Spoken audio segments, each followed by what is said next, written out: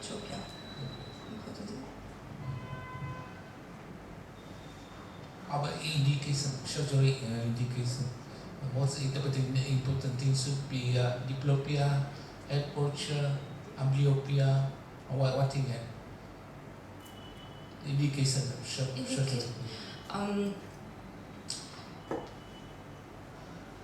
The indication for surgery is a vertical deviation in primary gaze, deviation in view amblyopia, and diplopia in primary gaze, and restricted binocular field. This is the 4 indications for surgery. Club surgery quite clear, Nishida quite clear. How about modify? Nishida technique origin is for the sit nav palsy, and so modify Nishida is to correct the map. It means in sit nav palsy they move the superior rectus and inferior rectus temporarily. And in math, we move medial rectus and lateral rectus superiorly. And you can avoid ischemia. Yes. Yeah, right. Thank you.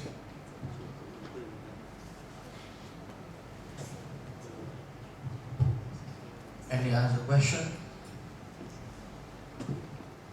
No question? Okay, thank you very much, Dr. Van Knight. Bravo for her. So next section is Dr. Jin Hong Anh. She will be talking about the pseudo-exfoliation syndrome. Please give the presentation.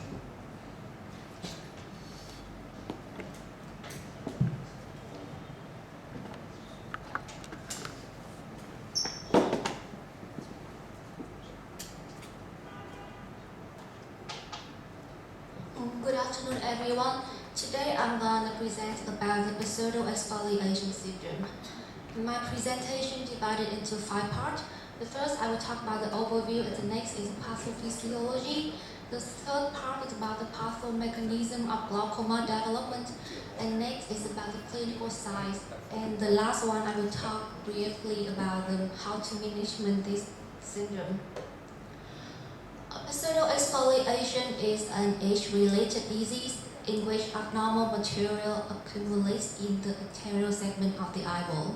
This material is associated with a dysregulation in the elastin synthesis process and the formation of aggregate of abnormal elastic fiber, accompanied by a significant reduction in collagen fiber.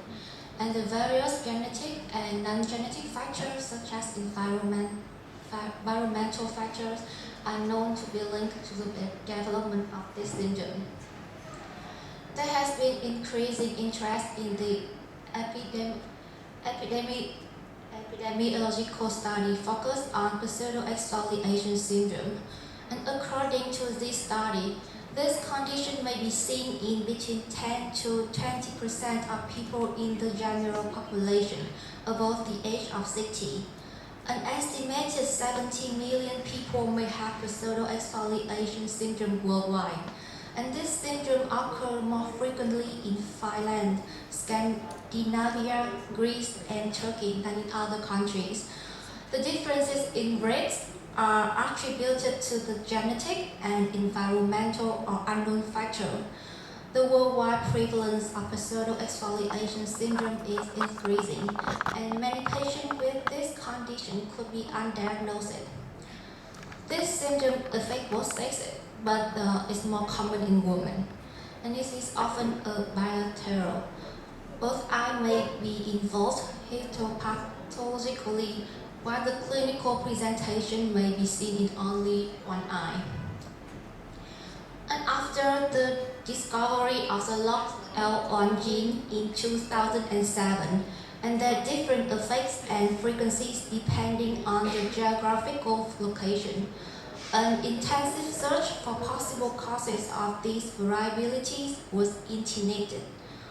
Besides the genetic predisposition, several environmental factors such as the geographic, the climate factor, sunlight exposure, and diet are known to contribute to the development of pseudo-exfoliation syndrome.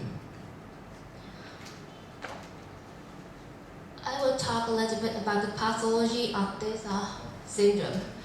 The oxidative stress is defined as excess reactive oxygen species production in cells, mainly due to the imbalance in the generation and clearance of free radical and reactive metabolite, and due to the eye anatomical and functional feature, specifically the structural characteristic on the anterior eye segment, render them susceptible to the number of risk factors that can lead to an oxidative status.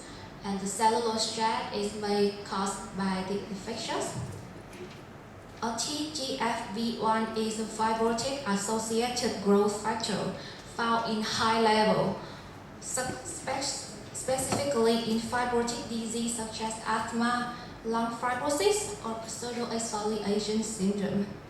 The increasing of this factor level was noted in the aqueous humor of pseudo-exfoliation syndrome patient, and it has been associated with the production of several elastic fibrillary elements, such as the fibrillin 1 that comprise in this material.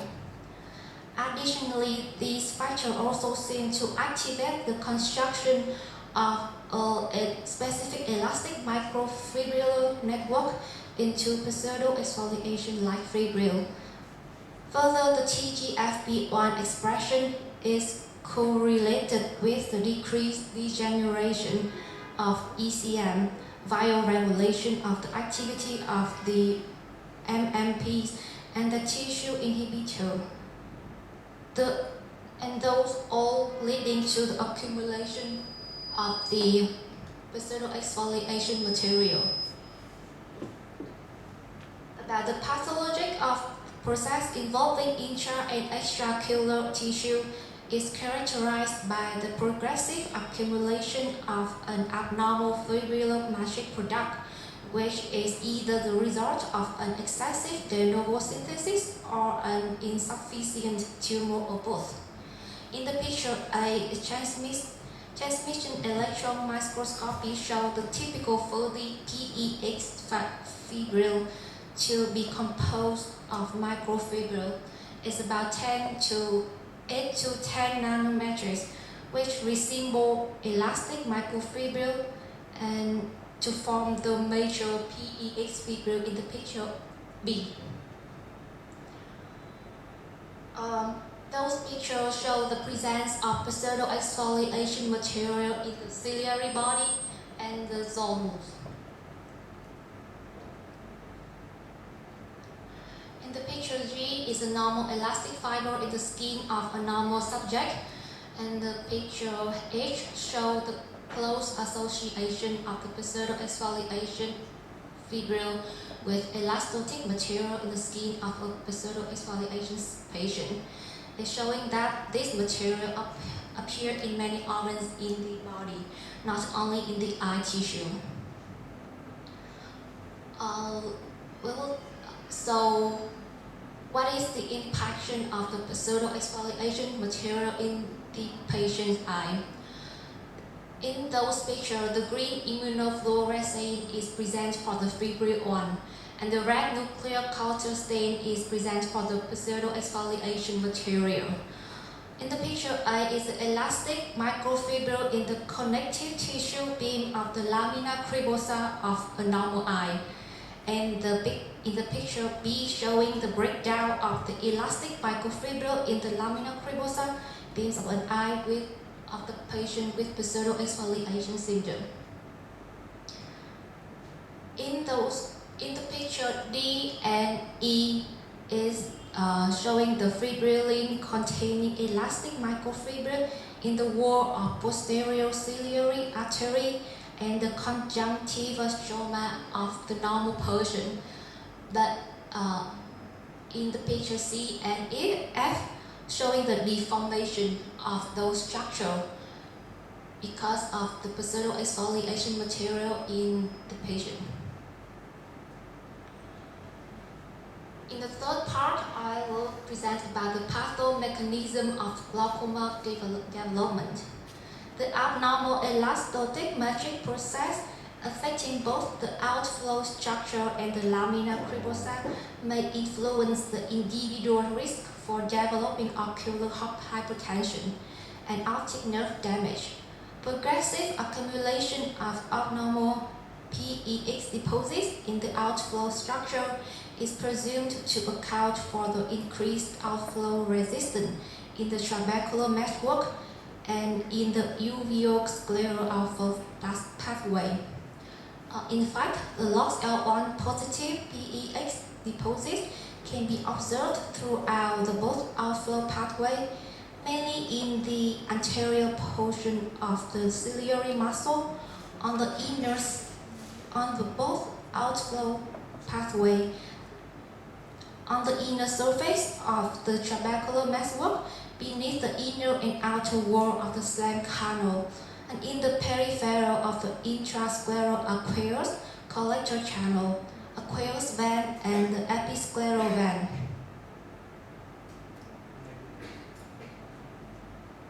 Those pictures showing the relation between the pseudo-exfoliation material to the disruption of the normal elastic fiber network surrounding the slam canal, and the result in a progressive destabilization and disorganization of the normal tissue architecture, leading to narrowing and focal collapse of the canal lumen in advanced cases. In the picture E is the accumulation of pseudo-exfoliation aggregate between the smooth muscle cells of the anterior portion of the ciliary muscle. And picture F shows the apparent production of pseudo-exfoliation fibril by a smooth muscle cell of the ciliary muscle. Another hypothesis for the cause of glaucoma in patients with pseudo-exfoliation is narrowing or closing of the anterior chamber angle due to posterior synechia formation by the pseudo-exfoliation material on the iris and the anterior lens surface. And in addition, some also believe that the accumulation of pseudo-exfoliation material will weaken and easily fracture the ocular zone, causing the entire vitreous body to be pushed forward, contributing to the papillary block mechanism in the angle closure glaucoma.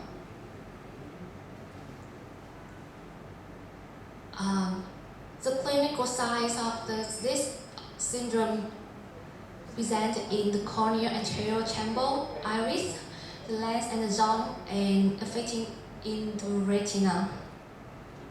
About the changing in the cornea and anterior chamber, the doctor may examine the flakes of pseudo-exfoliation material and pigment accumulation on the cornea endothelium as a diffuse or as a vertical spindle similar to the Kronkenberg spindle. A specular microscopy of the cornea endothelium significantly lower than normal cell density and change in cell size and shape. The defining gonioscopic feature of pseudo-exfoliation syndrome is increased trabecular meshwork pigmentation, which often manifests as a patchy involvement. The pigmentation is more prominent inferiorly. It's not as dense as the seen in pigmentary glaucoma.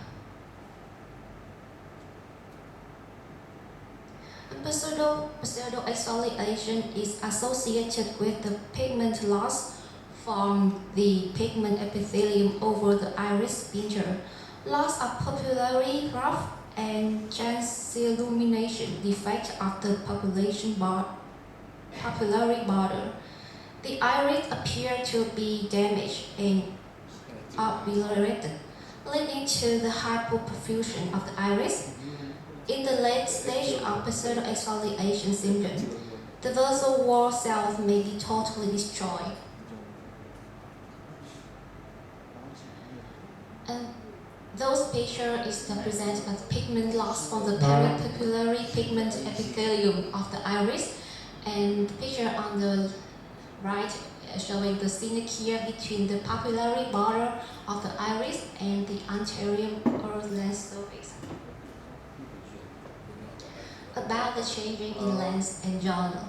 The characteristic appearance of the pseudo-exfoliation material on the anterior lens capsule has 3 zones. The first zone is the translucent. It's a central disc with occasional cold edge.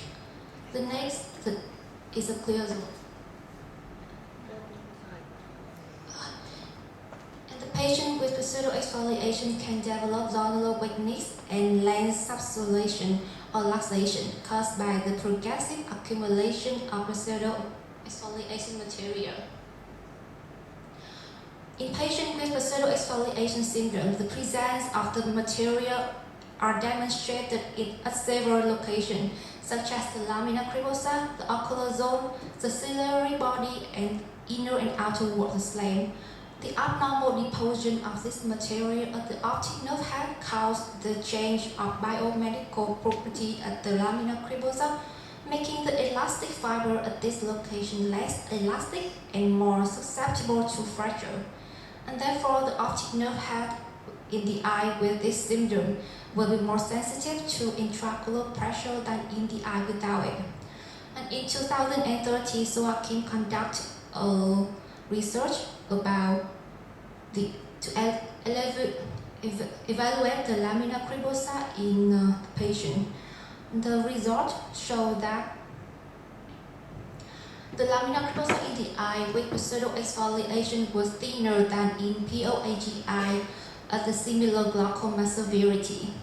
And the capillary density around the optic nerve head in the eye with pseudo-exfoliation syndrome was also shown to decrease before there was a change in the thickness of the nerve head layer around the disc.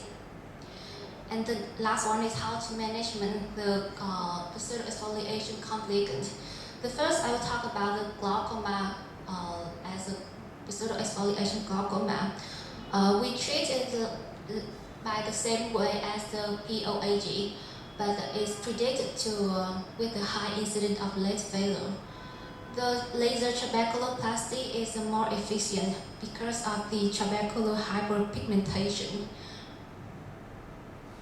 And pseudo-exfoliation is also associated with technically challenging cataract surgery. Its eye dilates poorly and may have unstable lens zone, which may lead to a higher risk from complication, such as the capsular bag rupture, zonal dialysis, or loss of features. So the surgeon has to minimize the zonal stress during the nucleus manipulation and cortex removal. And in the situation of small pupil, the iris hook is considered. This is all of my presentation. Thank you for listening. So next time any is present to any subject, you should short around 15 minutes. Because as a pseudo-exfoliative syndrome, we are talking since IC, so like a lecture for Dr. Tan here. Any question or comment? So I just ask you one question. Why they say pseudo-exfoliation? Why is people talking about this syndrome, about pseudo-exfoliation syndrome? Why? Because of this material. The exfoliation syndrome is about the material of the exfoliation syndrome is real. Why they say pseudo-exfoliation? Why they don't say exfoliation syndrome? Why that? Who know? Because they would like to differentiate between the real one Yes. exfoliation. And why pseudo? Pseudo. And why not pseudo? Why pseudo exfoliation syndrome and why they not call is exfoliation syndrome? Why pseudo?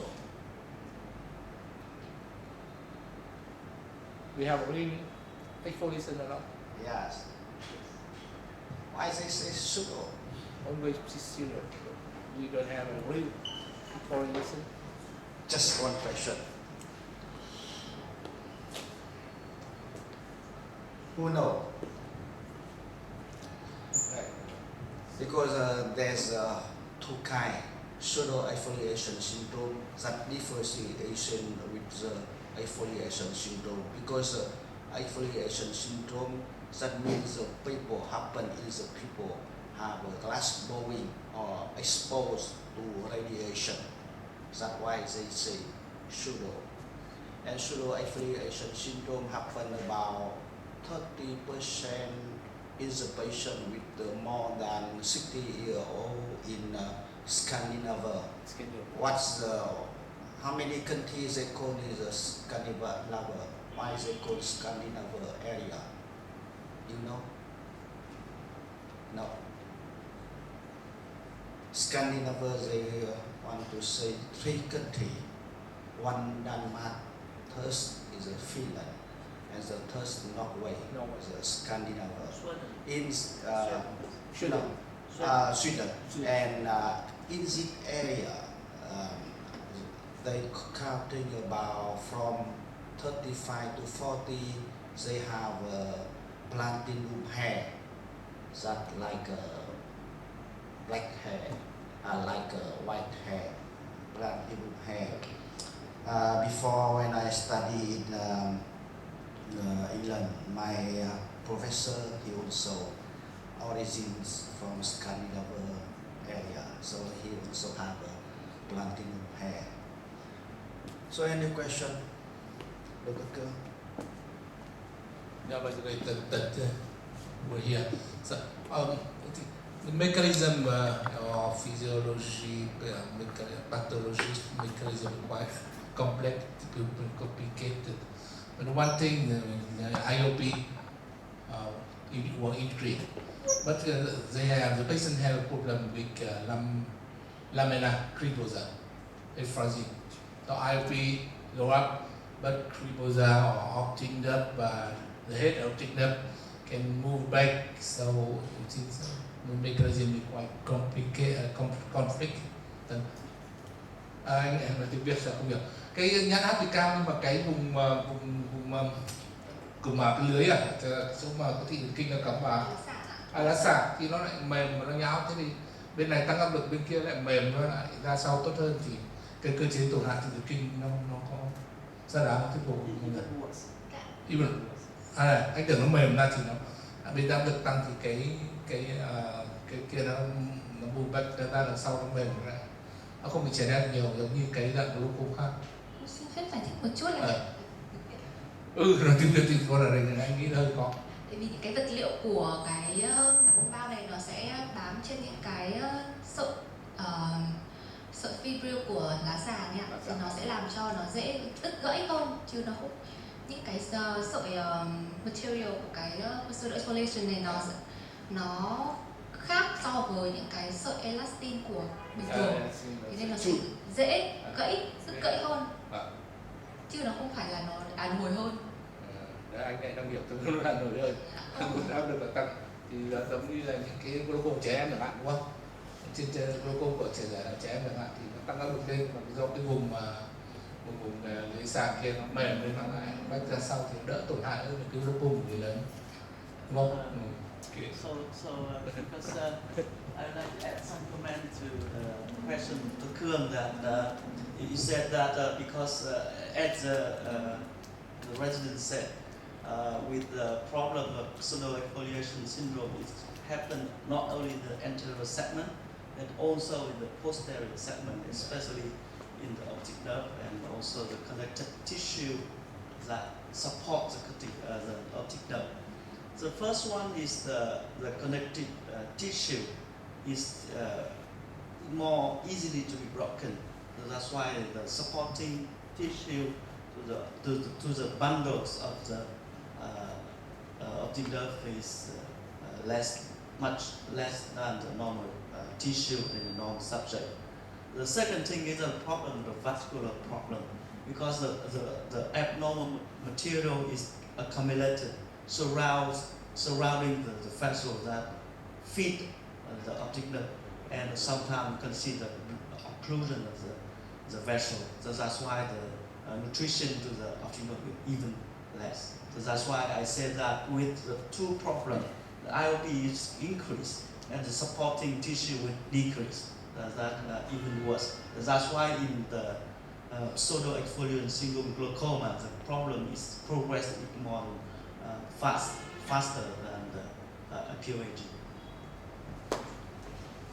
Thank you. Thank you very much. Bravo for Dr. Thomas again.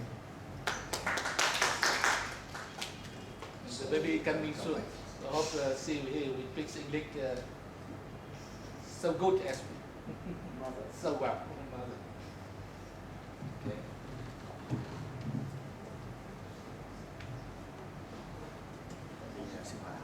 Bác, chị bộ học đến luôn đây à? Anh hay là về với thư viện?